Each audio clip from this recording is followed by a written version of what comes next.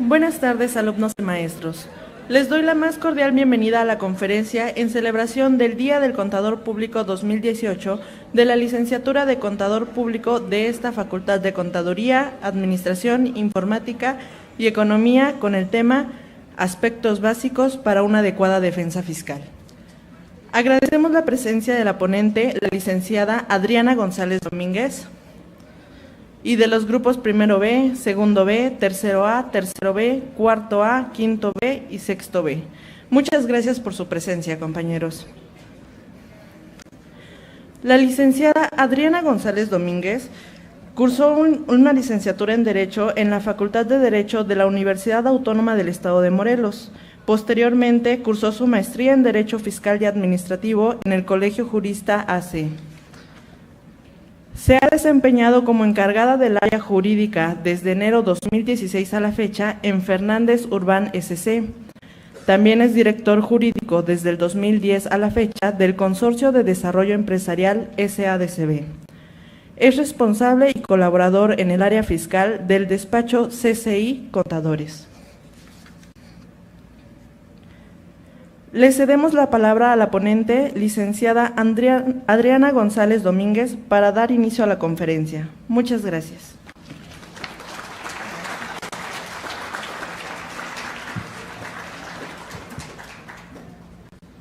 ¿Qué tal? Buenas tardes a todos. Es un gusto para mí poder dar otra plática, poder dirigirme a todos ustedes. Esto desde luego con la finalidad de abonar un poco más al aprendizaje que día a día tienen en las aulas con sus catedráticos. Espero que este tema sea de su interés y les sirva mucho de apoyo en su carrera profesional. Cualquier duda, estoy a sus órdenes. Creo que al final se hace la sesión de preguntas y respuestas. Y bueno, empezamos.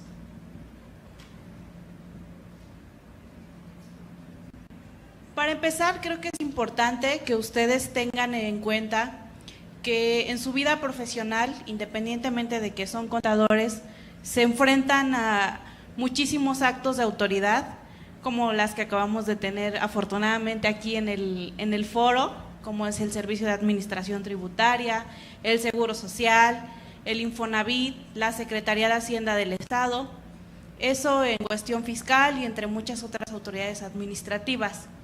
Estas autoridades se manejan a través de actos que emiten a efecto de regular el comportamiento del contribuyente, el pago de impuestos y para tener una adecuada recaudación.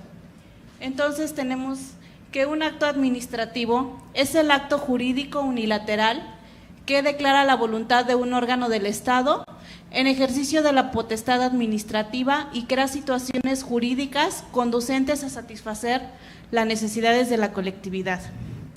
Como les comentaba, estos actos los emiten las autoridades de manera autónoma, de manera independiente a la voluntad de los particulares, a efecto de crear también derechos y sobre todo obligaciones en materia tributaria, que es la que nos toca en este momento. Estos actos, a pesar de venir de una autoridad fiscal y de que desde luego tienen presunción de legalidad por el hecho de emanar de estas autoridades, tienen que cumplir ciertos requisitos para que, a efecto de garantizar la seguridad jurídica de los contribuyentes y de respetar desde luego sus derechos fundamentales. Estos requisitos ustedes los pueden encontrar en el artículo 38 del Código Fiscal de la Federación. Y bueno, aquí los tenemos enlistados, que son constar por escrito. Actualmente sabemos que todo está dirigido hacia un ámbito de digitalización, así que también tenemos ya documentos digitales emitidos por las autoridades fiscales que se notifican por buzón tributario, y esto lo veremos ahorita un poquito más adelante. Debe de venir siempre la autoridad que lo emite, señalar lugar y fecha de emisión, estar fundado y motivado y ostentar la firma del funcionario competente y el nombre de la persona o personas a las que va dirigido el acto administrativo. Tenemos aquí resaltado el requisito de estar fundado y motivado. Todos desde luego son importantes y en caso de que no se cumplan son invalidantes del acto administrativo, pero la defensa fiscal la basamos muchísimo en esta parte de que el acto debe estar debidamente fundado y motivado. Esto es, no basta que sea emitido por la autoridad competente, sino que esa autoridad debe de fundar su competencia, sabiendo que por fundamentación entendemos pues la cita de los preceptos legales aplicables al caso. Y la motivación pues son los razonamientos por los cuales la autoridad emite ese acto. ¿Cómo nos da a conocer la autoridad fiscal? Sus actos administrativos. Esto lo hace a través de diligencias de notificación. Para esto es importante que ustedes sepan que existen dos tipos de diligencias, son las más importantes. Una es el citatorio para notificación. Perdón, a efecto de que se haga la diligencia, ya me adelanté un poquito, la autoridad se va a constituir en el domicilio fiscal del contribuyente, sea una persona física o una persona moral. Cuando la autoridad llega al domicilio, ¿qué pasa? Va a preguntar si efectivamente ese es el domicilio del contribuyente al que se dirige el acto de que se trate. En caso de que sí sea, pues van a preguntar si es una persona moral, si se encuentra el representante legal. Si es una persona física, pues preguntan directamente por ella. En caso de que no se encuentren, están obligados a dejar un citatorio para el día hábil siguiente a una hora fija. Entonces tenemos dos tipos de citatorios. Ahora sí, uno es para notificar, que únicamente es como su nombre lo indica, para hacer del conocimiento del particular que existe un acto administrativo emitido a su cargo o en su contra, como lo querramos ver. Y también existe el citatorio para la aplicación del procedimiento administrativo de ejecución. ¿Qué pasa en esta etapa? Pues ya la autoridad tiene un crédito fiscal emitido y notificado al particular, y ya en esta instancia se constituye nuevamente en el domicilio fiscal. ¿Para qué? Para hacer efectivo el cobro de ese adeudo que el particular tenga con la autoridad, y ya implica inclusive un embargo de bienes. Les puse aquí unos ejemplos para que ustedes distingan los tipos de citatorio. Siempre el citatorio debe indicar qué tipo de acto es el que se va a llevar a cabo al día siguiente. En este caso, como podemos ver ahí subrayado, pues lo dice muy claramente, citatorio para notificación. A lo mejor se les hace muy absurdo que lo pongamos tan claramente, pero nos ha tocado ocasiones que el contador o el particular pues no se da cuenta de qué tipo de acto es el que se va a llevar a cabo y se alarma, ¿no? Entonces es muy importante que cuando ustedes tengan este documento sepan que solamente se van a constituir las autoridades al día siguiente para notificarles un acto. No se va a llevar a cabo ninguna diligencia de cobro, ni embargo, ni nada parecido. Y bueno, lo viable es que ustedes lo reciban para tener conocimiento del acto de que se trata.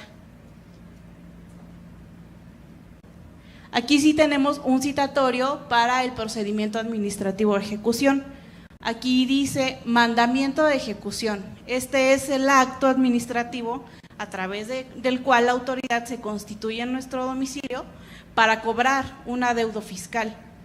Nos van a notificar el mandamiento de ejecución, un requerimiento de pago. ¿Y qué pasa en caso de que nosotros no acreditemos al momento de la diligencia que el crédito fiscal está pagado o está garantizado? Pues entonces sí van a proceder al embargo de bienes del contribuyente.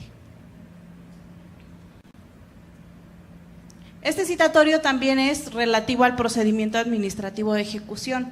No sé si alcanzan a ver, pero dice ahí requerimiento de pago y o remoción de depositario. En este supuesto, la autoridad previamente ya se había constituido, ya había embargado un bien, sin embargo puede ser que dejó de depositario a la persona que atendió la diligencia, es decir, en ese momento no se lo llevó, únicamente levantó un acta y el bien se queda en posesión del particular.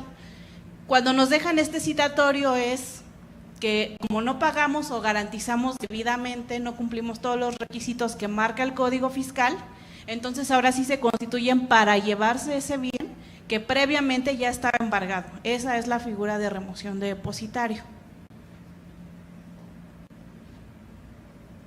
Les puse aquí algunos puntos a considerar para cuando se atiende una diligencia. El primer punto muy importante es, siempre se debe de atender la diligencia, en este caso tanto el citatorio como el acta de notificación, por un tercero. Esto, no viene en ninguna ley ni en ningún reglamento, es simplemente un consejo que se les da, porque para efectos de la defensa fiscal a nosotros nos sirve muchísimo que nunca reciba el particular. Y aparte, si es una diligencia de requerimiento de pago y nosotros manifestamos que el contribuyente no está, como les comenté, el ejecutor está obligado a dejar un citatorio. Pero, ¿qué pasa en caso contrario? Si le decimos, sí, mira, aquí está el particular, aquí está el contribuyente, el representante legal, en ese momento se lleva a cabo la diligencia y pues si es embargo, van a llevarse bienes. Entonces, nos quitamos tiempo para poder a lo mejor promover un recurso de los que vamos a ver ahorita o preparar cualquier promoción, incluso el pago, ¿no? Muchas veces el particular pues sí quiere realizar el pago, pero en ese momento a lo mejor no tiene el efectivo suficiente o no tiene fondos. Entonces, el hecho de que se deje un citatorio pues nos da un lapso para poder actuar de la manera que más favorezca al particular. Otro punto es, no estamos obligados a identificarnos, porque pasa mucho que la autoridad fiscal se constituye en el domicilio y obviamente ellos, para darle mayor certeza al acto de notificación, que sea menor la posibilidad de que en un juicio se les pueda echar abajo esa notificación por alguna ilegalidad que contenga, ellos exigen el que se lleve una identificación. Sin embargo, si ustedes les toca atender alguna diligencia y por cualquier situación, quizá ese día olvidaron su credencial de lector, no lleva nada, el notificador de todas maneras está obligado a dejar el citatorio y lo único que va a pasar es que va a describir la media afiliación de la persona que le está atendiendo, pues para dar certeza jurídica, para tratar de identificar a la persona que lo está atendiendo.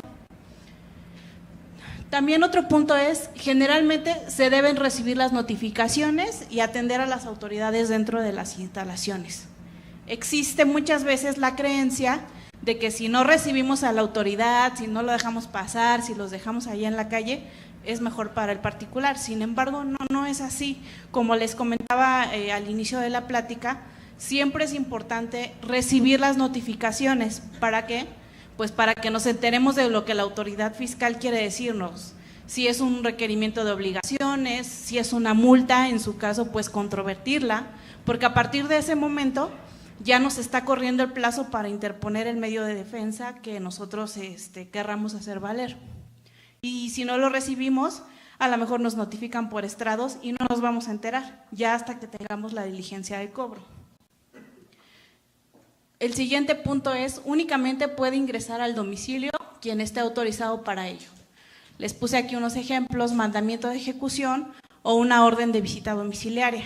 Pasa muchas ocasiones también que llega el personal de la autoridad y quieren ingresar al domicilio 10, 20 personas.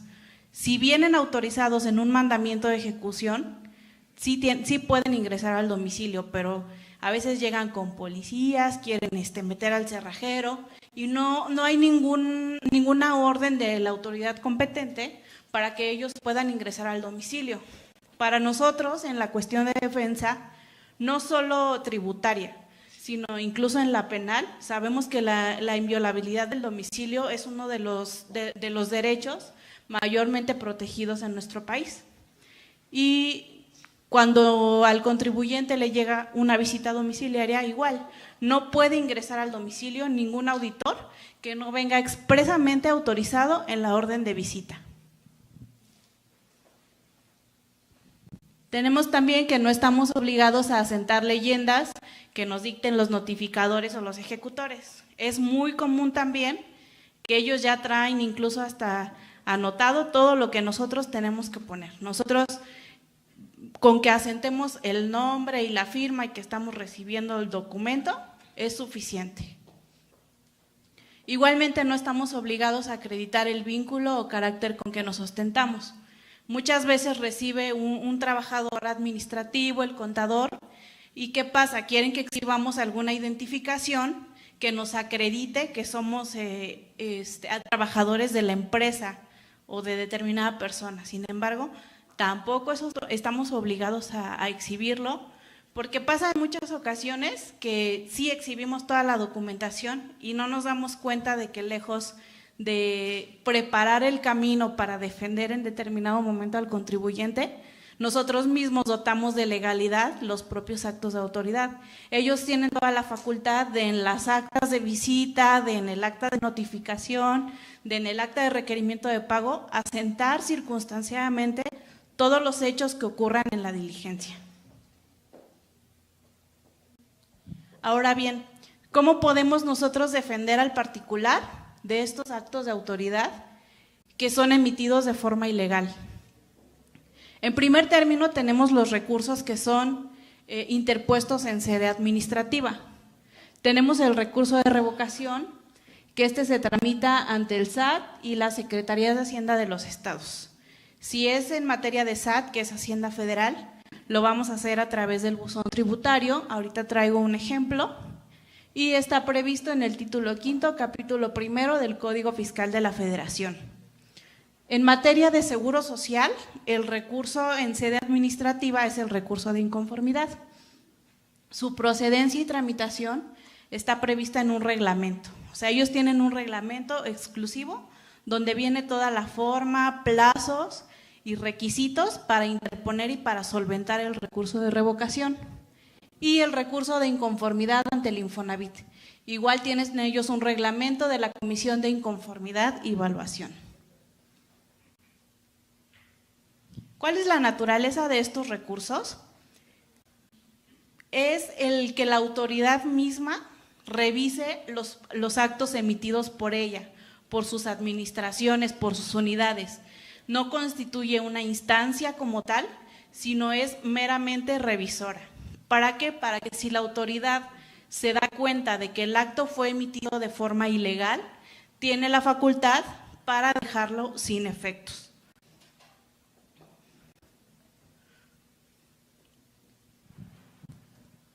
¿Contra qué procede el recurso de revocación?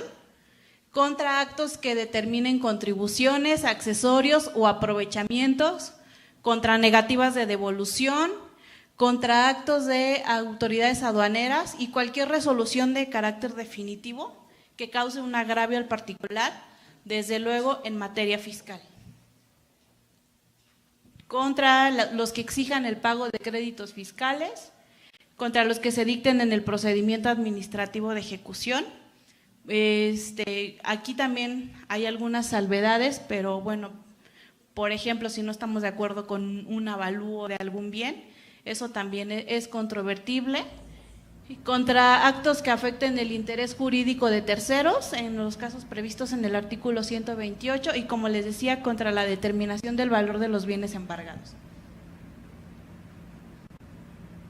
Ahora bien, ¿cuál es el plazo para interponer el recurso de revocación? Y aquí volvemos al tema que comentábamos hace rato, que es muy importante tener el conocimiento del momento en el que las autoridades fiscales nos están determinando y nos están dando a conocer un adeudo fiscal, ya sea una multa, una determinación de impuestos derivada de una revisión de gabinete, de una visita domiciliaria. A partir del momento en el que nos es notificado un adeudo, tenemos 30 días hábiles para pagar o garantizar ese adeudo y también para interponer un recurso de revocación. El recurso ante el SAT, ya comentamos, se presenta a través del buzón tributario. Actualmente ya no nos reciben, aunque vayamos con nuestro escrito impreso, con pruebas, ante la administración desconcentrada jurídica, en su oficialidad de partes, ya no nos reciben. Tenemos que presentarlo necesariamente a través del buzón tributario. Y tratándose de actos emitidos por la Secretaría de Hacienda del Gobierno del Estado, eso sí podemos presentarlos en la oficialidad de partes. Todavía se presenta en papel. ¿Cuáles son los requisitos para que ustedes puedan interponer un recurso de revocación? En el recurso deben indicar nombre, denominación o razón social y el domicilio fiscal. Señalar la autoridad a la que se dirige y el propósito de la promoción. que únicamente se interpone recurso de revocación. Ese requisito no tiene mayor problema. Un domicilio para oír y recibir notificaciones y nombre de la persona autorizada para recibirlas. La resolución o acto que se impugna, los agravios que cause la resolución. En los agravios, ¿qué vamos a señalar? Pues las ilegalidades que están afectando los derechos del particular. Es decir, ahí vamos a señalar, esta resolución es ilegal porque adolece de una debida fundamentación, porque la autoridad no citó determinado artículo o se encuentra indebidamente fundada, porque me están multando por una declaración que mira, te acredito que yo ya presenté. Ese es el punto toral de nuestro recurso de revocación, porque con base en esos agravios va a ser si la autoridad nos revoca o nos confirma el acto administrativo que estamos impugnando en el recurso de revocación. Las pruebas y hechos controvertidos de que se trate y la firma del interesado o de quien esté legalmente autorizado para firmar. Esto es del representante legal tratándose de personas morales. ¿Qué documentos debemos agregar al recurso? En primer término, los documentos que acrediten la personalidad del promovente. Seguimos en el tema de personas morales, pues para acreditar la personalidad del representante legal, muchas veces si es el administrador único, pues con el acta constitutiva, y si es un apoderado legal, debemos exhibir el instrumento notarial en el que se le haya otorgado dicho poder, el documento en el que conste el acta impugnado, así como su constancia de notificación y las pruebas que ofrezca, inclusive el dictamen pericial en su caso. ¿Cuál es la prueba que normalmente se ofrece en materia pericial, en materia tributaria? Pues es la prueba pericial contable, que pues desde luego los encargados y los expertos en el tema son los contadores. Bueno, aquí tenemos el recurso de revocación en línea.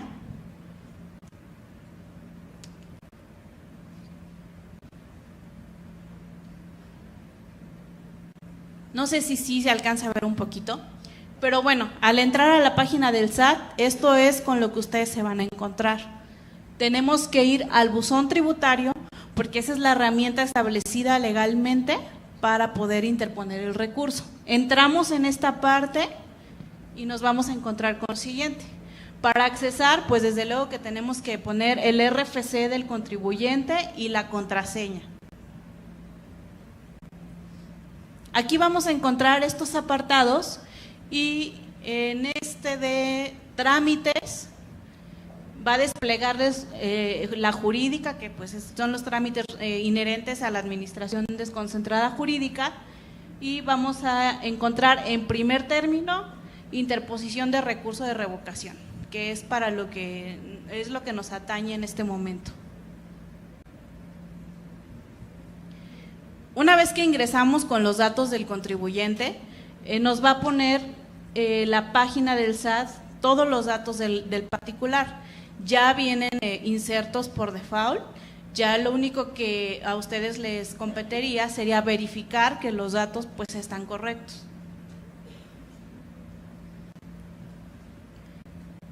Una vez que verifiquemos los datos, el apartado siguiente es la autoridad emisora de la resolución.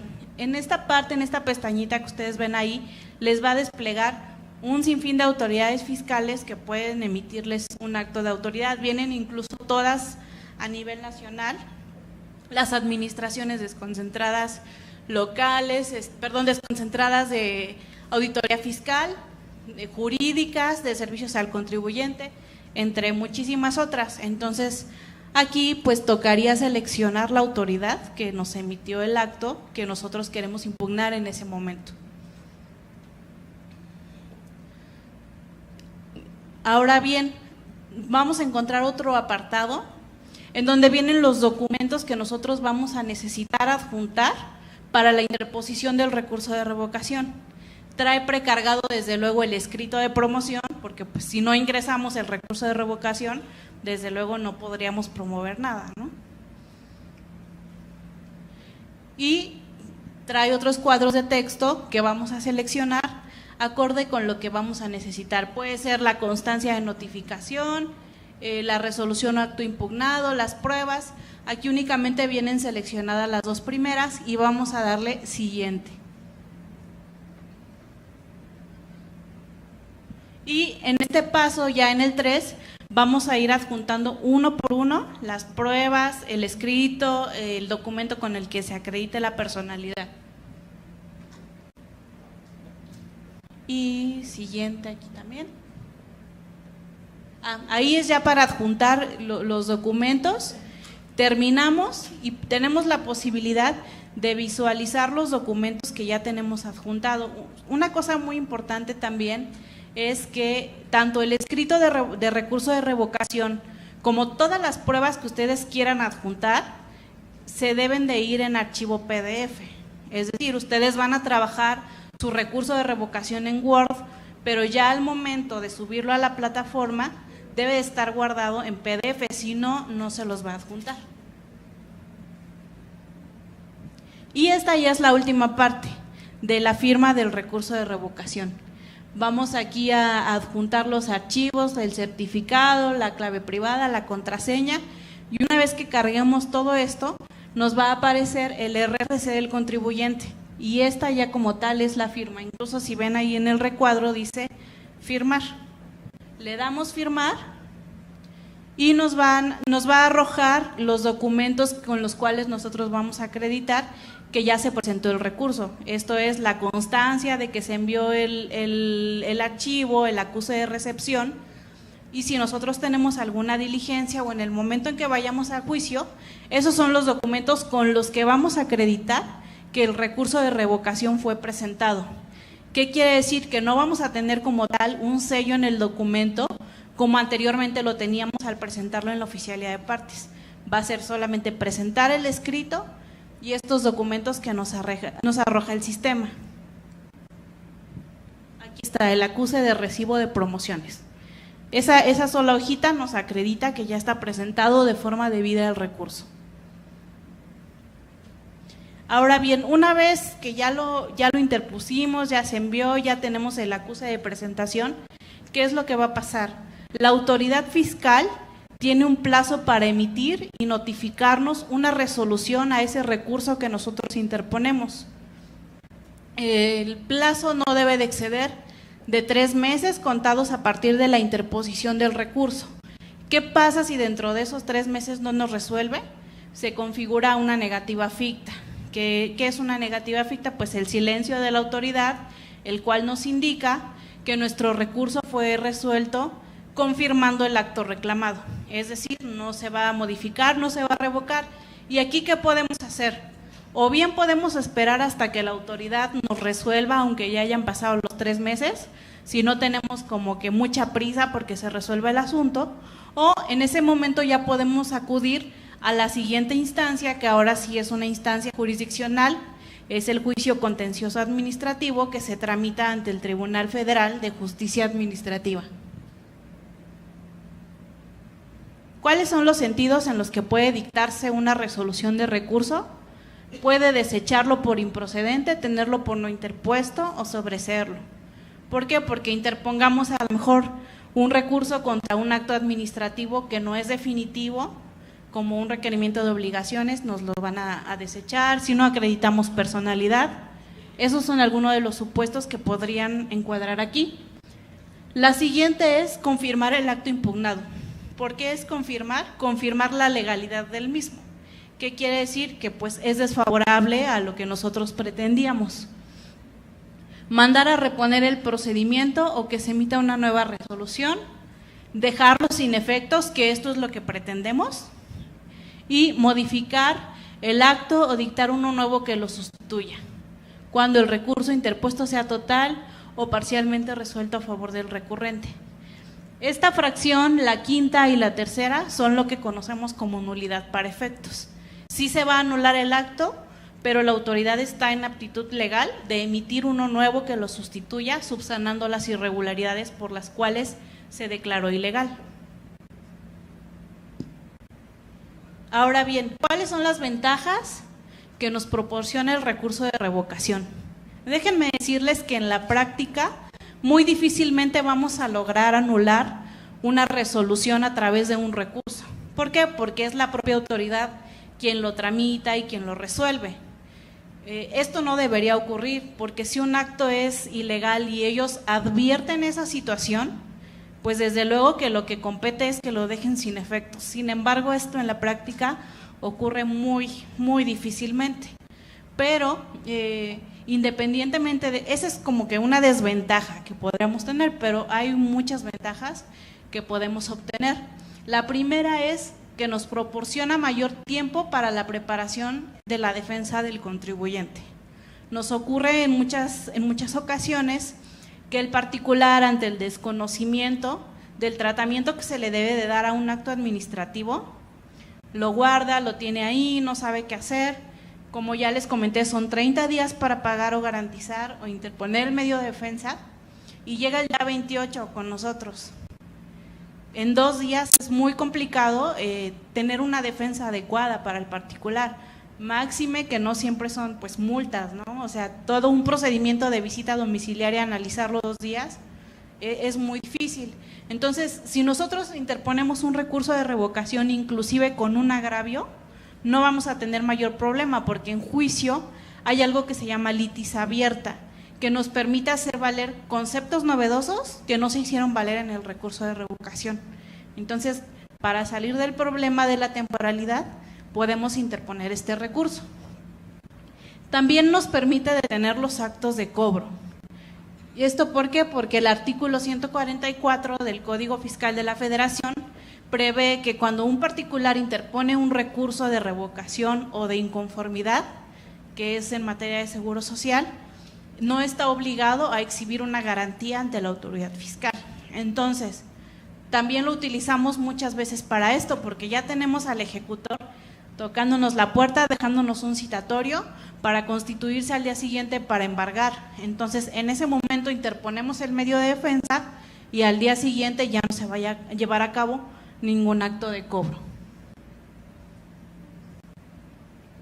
El recurso de inconformidad es el que se tramita contra cédulas de liquidación del Seguro Social, revisiones de obra, rectificaciones de primas, todo lo que tiene que ver con Seguro Social es a través de este recurso, y su fundamento es el artículo 294 de la ley, y como les comentaba, existe un reglamento que prevé toda la tramitación de este. Se presenta ante el Consejo Consultivo Delegacional. Aquí de igual manera es por papel, todavía no es vía electrónica. Y el plazo para su interposición son 15 días. Es bien importante que ustedes tengan en claro este plazo, porque muchas veces nos confundimos y podemos pensar que como para el recurso de revocación son 30 días, pues aquí también, y ya se nos fue el plazo. Entonces aquí tenemos solamente 15 días. Y a diferencia del recurso de revocación, aquí debemos acreditar personalidad con copia certificada del instrumento notarial en el que se nos haya otorgado. Ahorita en recurso de revocación ya no hay una gran diferencia, porque como comentamos, todo se manda vía electrónica, pero anteriormente, que se presentaba en la oficialía de partes, bastaba con que exhibiéramos una copia simple del acta constitutiva o del poder. Sin embargo, en materia de seguro social sí requerimos que esa acreditación de la personalidad sea a través de una copia certificada. Se presenta en la oficialía de partes de la sede delegacional o de la subdelegación correspondiente, se puede presentar en cualquiera de estas dos o inclusive por correo certificado. También tenemos que el artículo 12 de su reglamento prevé la posibilidad de impugnar actos desconocidos o ilegalmente notificados. Aquí entraría el ejemplo que les comentaba.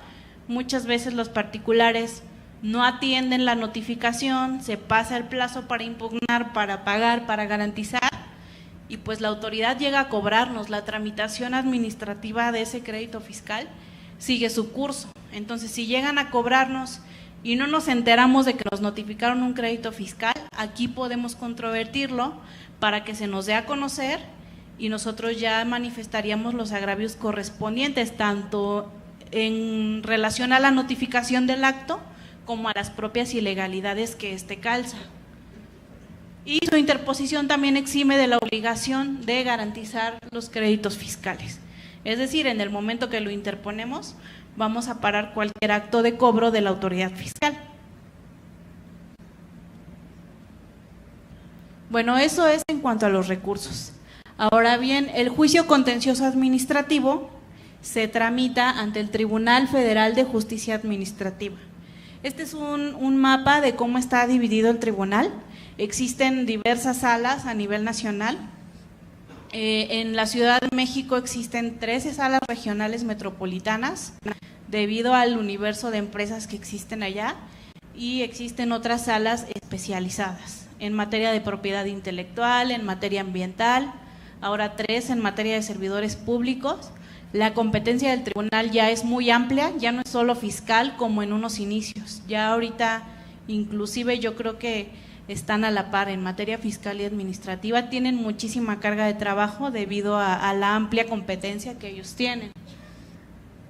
En Morelos solamente tenemos una sala y está ubicada en Avenida Teopanzolco, en la colonia Vistahermosa. La procedencia del juicio, ¿contra qué actos podemos nosotros interponer un juicio contencioso administrativo?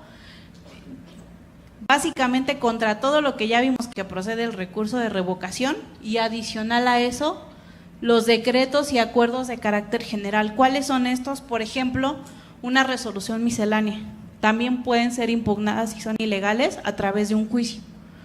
Las dictadas por autoridades fiscales federales y organismos autónomos en los que se determine la existencia de una obligación, que son como tal los créditos fiscales, las que nieguen la devolución de un ingreso,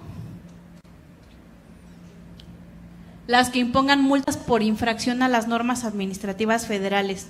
Aquí que entra la Profeco, la Secretaría del Trabajo, inclusive las multas que nos imponen los policías federales también entran en este ámbito.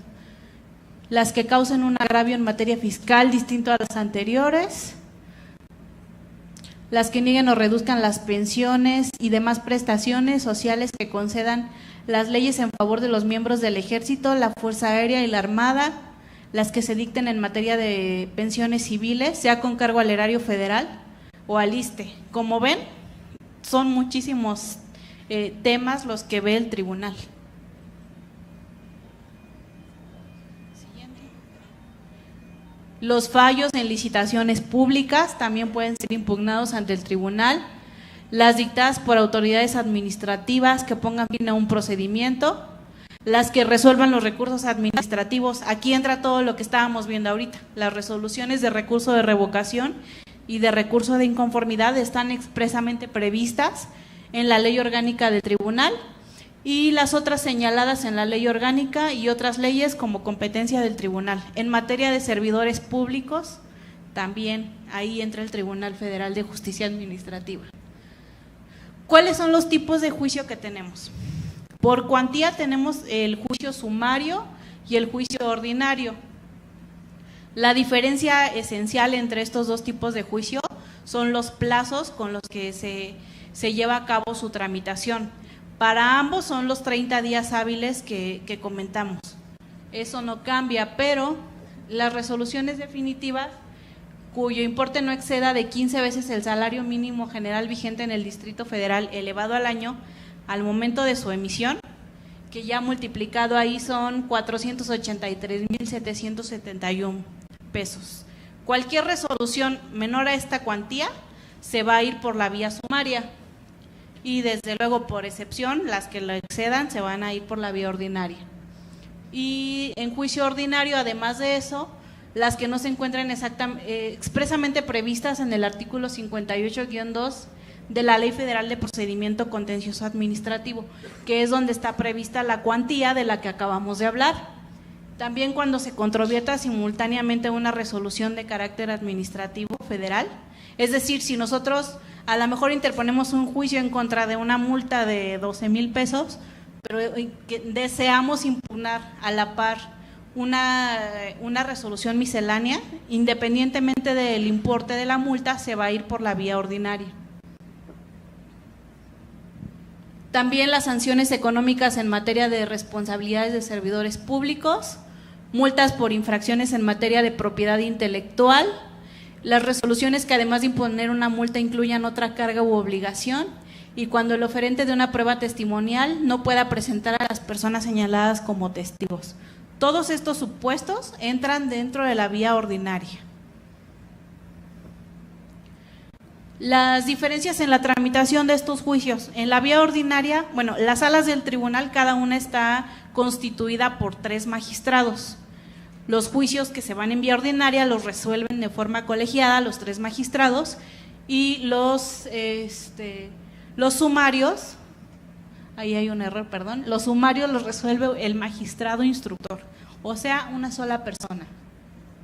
Otra diferencia importante, como les comentaba, son los plazos en la tramitación del procedimiento. Por ejemplo, en la vía ordinaria tenemos 10 días para ampliar la demanda, en vía sumaria solo son 5. Y así es básicamente la diferencia, ¿no? En la tramitación de estos. El plazo para emitir la sentencia también es desde luego es más amplia en el juicio ordinario. Y las sentencias dictadas en la vía sumaria no pueden ser materia de recurso de revisión. Esto es, si el tribunal dicta una sentencia favorable al particular en vía sumaria, ya la autoridad no va a poder controvertirla vía recurso de revisión, ya se considera una sentencia firme. Y esto con base en la jurisprudencia que estaba ahí. Los documentos que debemos adjuntar a la demanda, yo creo que ya aquí no vale la pena ahondar tanto, son los mismos que en el recurso de revocación: acreditar la personalidad, la resolución impugnada.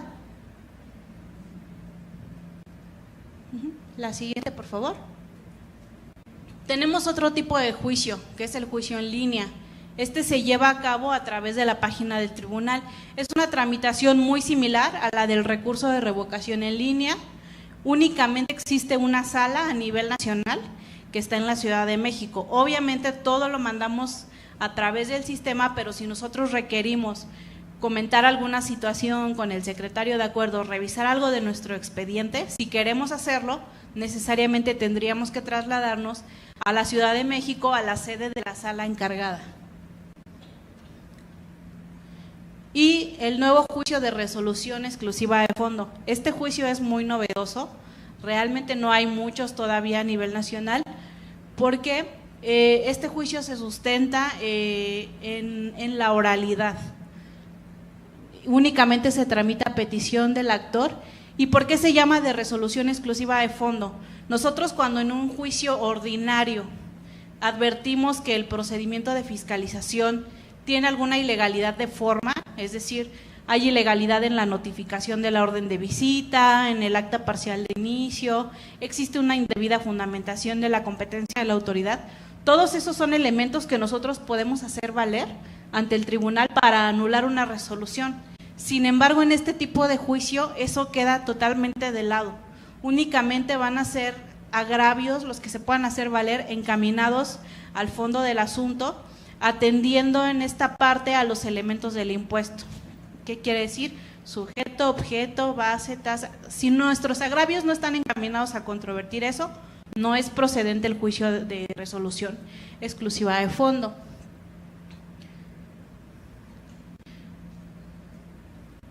Otro punto muy importante es que únicamente las resoluciones que deriven de facultades de comprobación de la autoridad fiscal, como es revisión de gabinete, visita domiciliaria, una revisión electrónica, solamente esas resoluciones se pueden controvertir a través de este juicio. Y el beneficio que se le da al particular en este tipo de juicio, que es el único y por el cual podríamos decir que quizás nos conviene, es que el contribuyente, se le va a otorgar la suspensión al contribuyente sin necesidad de que garantice el interés fiscal del crédito. Y también es por cuantía, únicamente va a haber juicio de fondo cuando el importe del crédito fiscal supere los 5,883,800 pesos.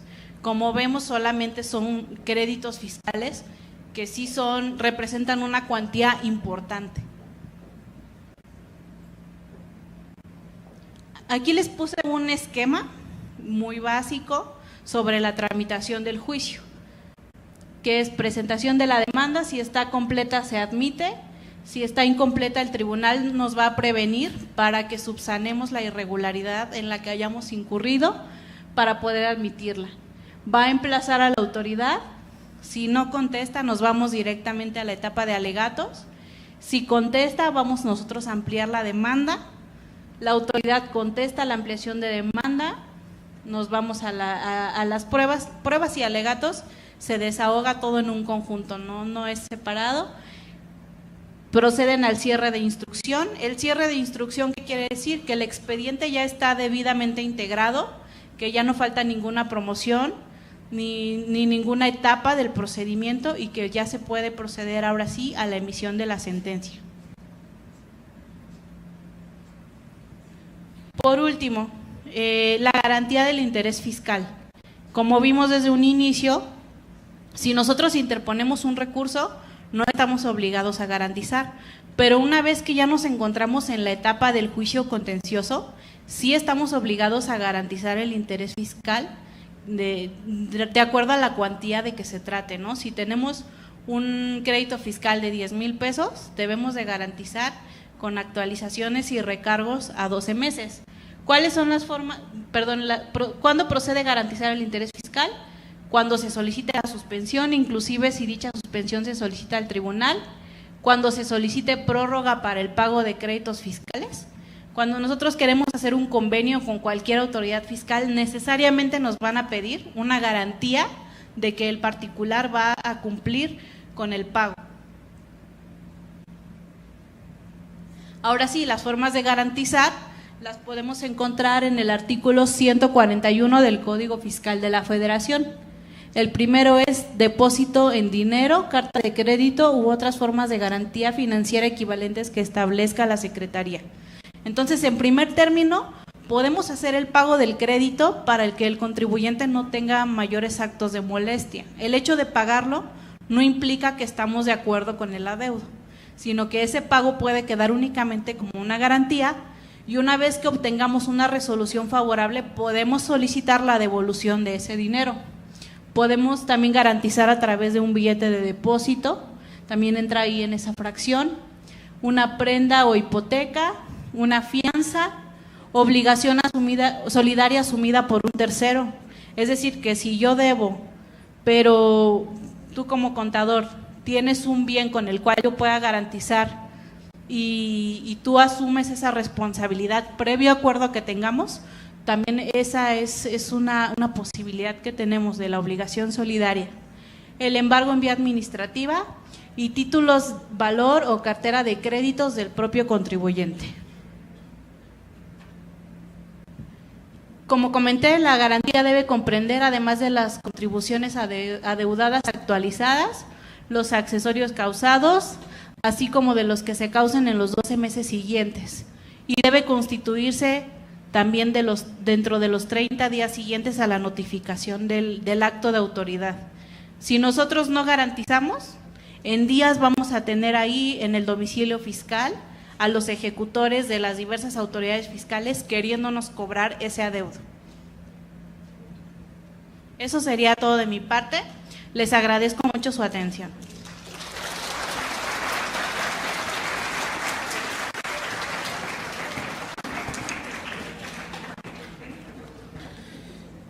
Agradecemos la participación de la ponente y mi compañera Nini Betalía Lugo Garfias entregará un reconocimiento.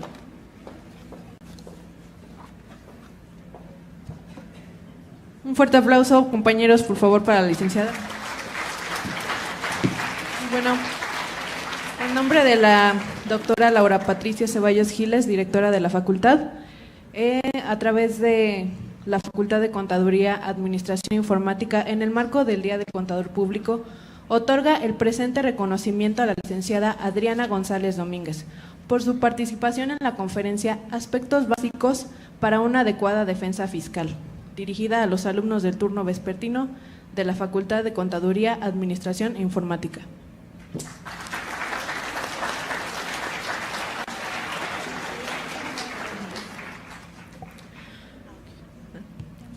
Muchas gracias por su presencia y damos por terminada la conferencia en el marco de la celebración del Día del Contador Público.